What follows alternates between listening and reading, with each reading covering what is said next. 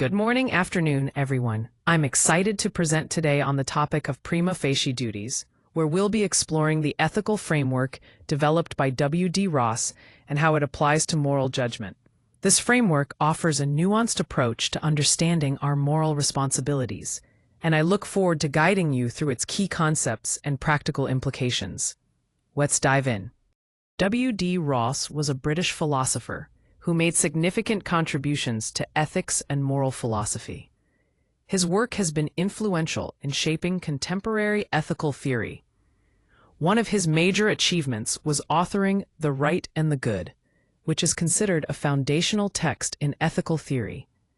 Philosophically, Ross proposed the concept of prima facie duties, which serve as a balance between deontology, the ethics of duty, and utilitarianism, which focuses on overall happiness.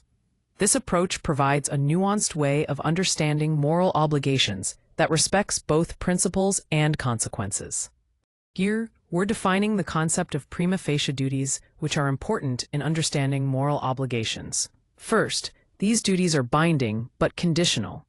That means a prima facie duty must usually be followed unless there's a more urgent duty that takes precedence in a particular situation. Second, these duties offer moral reasons rather than rigid rules for action. So, they guide our decisions by providing reasons, but they aren't absolute commands we must always obey. Lastly, these duties are not absolute. They can be outweighed by competing obligations depending on the context we find ourselves in. This flexibility allows us to navigate complex moral situations thoughtfully. The vibrant flower image on the right reminds us that, like nature, our moral landscape can be intricate and nuanced. Here we have Ross's list, which outlines 4 important moral principles. First is fidelity, which emphasizes the importance of keeping promises and being truthful. It's about honoring our commitments. Next is reparation, which means making amends when we've done something wrong, taking responsibility for our actions. Then there's gratitude, encouraging us to express thanks for the benefits we receive from others, fostering a sense of appreciation. Lastly, justice focuses on distributing benefits and burdens fairly among people, ensuring fairness and equity in our interactions. Together, these principles provide a solid foundation for ethical behavior. Here, we're comparing 2 important types of duties: prima facie duties and absolute duties. Prima facie duties are conditional, meaning they generally guide our actions but can be set aside if other more pressing obligations come into play. For example, keeping promises or acting kindly are prima facie duties that may need balancing depending on the situation. On the other hand, absolute duties are unconditional and must always be followed no matter the circumstances. An example might be a strict rule against lying under any condition. Understanding the difference helps us navigate complex ethical decisions by knowing when flexibility is possible and when it is not.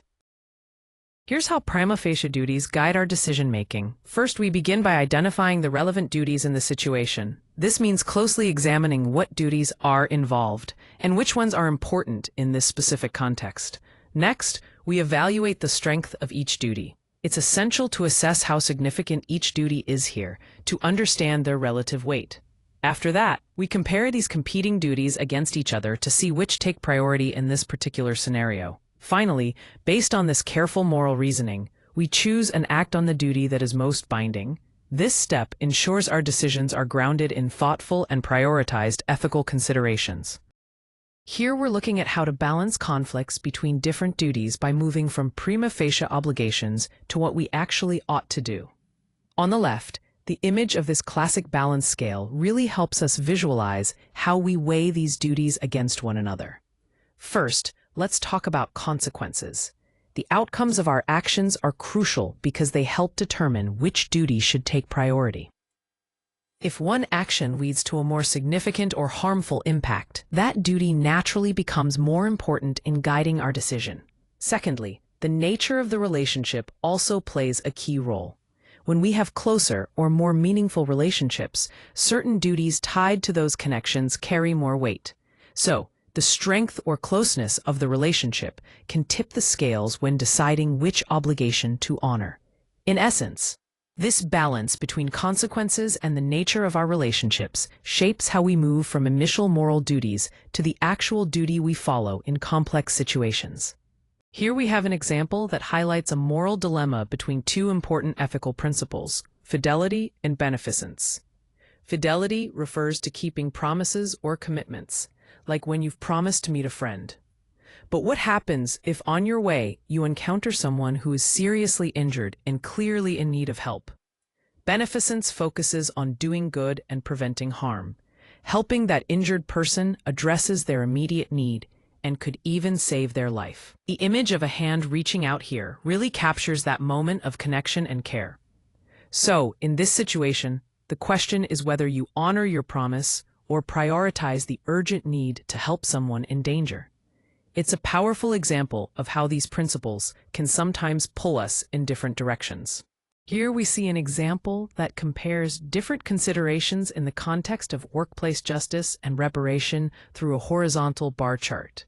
The chart highlights three key factors: harm severity, fairness impact, and precedent.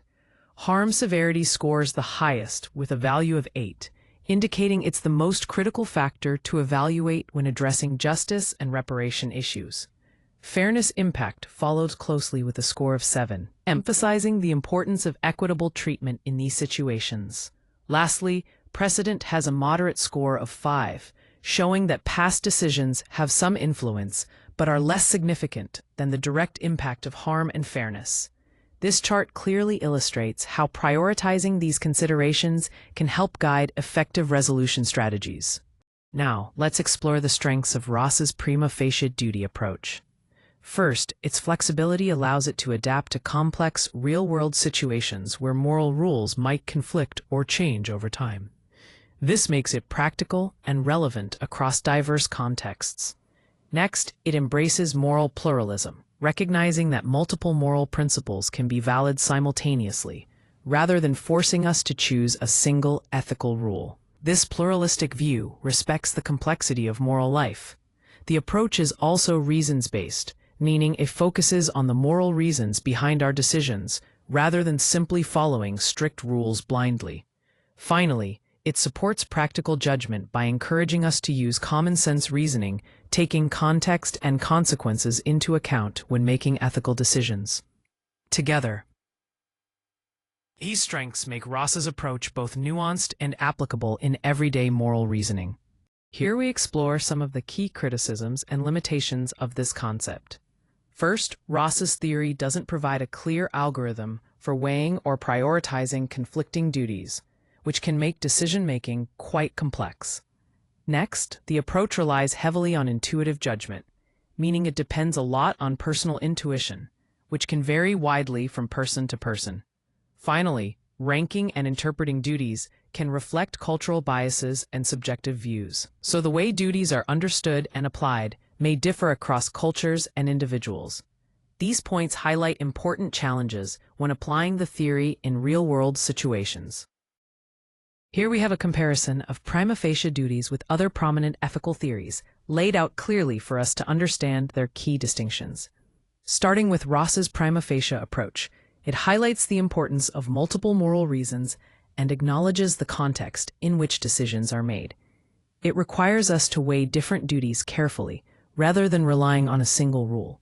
Moving on to utilitarianism. This theory simplifies moral evaluation by focusing on outcomes, using a single-scale utility measure to calculate the best course of action based on overall happiness or benefit. Finally, Kantian deontology stands apart by stressing categorical rules and strict formal consistency. It revolves around the concept of duty and universal moral laws, guiding actions regardless of consequences. The colorful light bulb image here symbolizes creativity and the interplay of these ethical ideas, reminding us that understanding different frameworks can illuminate complex moral decisions. Here we explore how prima facie duties apply in real-world situations across different fields, starting with healthcare.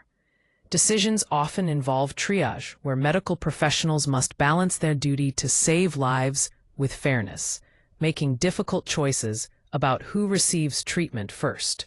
Moving to law and justice, Sentencing involves discretion, where judges weigh the need for punishment against mercy, ensuring that justice is both firm and compassionate. In the realm of business and ethics, companies face complex responsibilities, having to consider multiple ethical obligations when making decisions that impact stakeholders and society.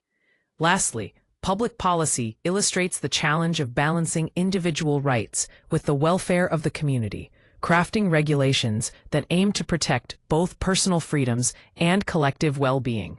Each of these examples highlights how prima facie duties guide thoughtful, ethical decision-making in diverse and important areas of life. Now, to summarize and highlight the key takeaways. First, prima facie duties are plural and defeasible. This means they consist of multiple duties that can be overridden depending on the specific circumstances and context. It's important to remember that these duties aren't absolute rules but flexible guidelines.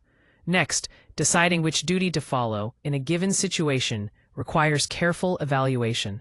We have to weigh the relevance and strength of any competing duties, and this process demands sound judgment and clear reasoning. Finally, while prima facie duties are useful across many professions, they are not a mechanical fix that can be applied without thought.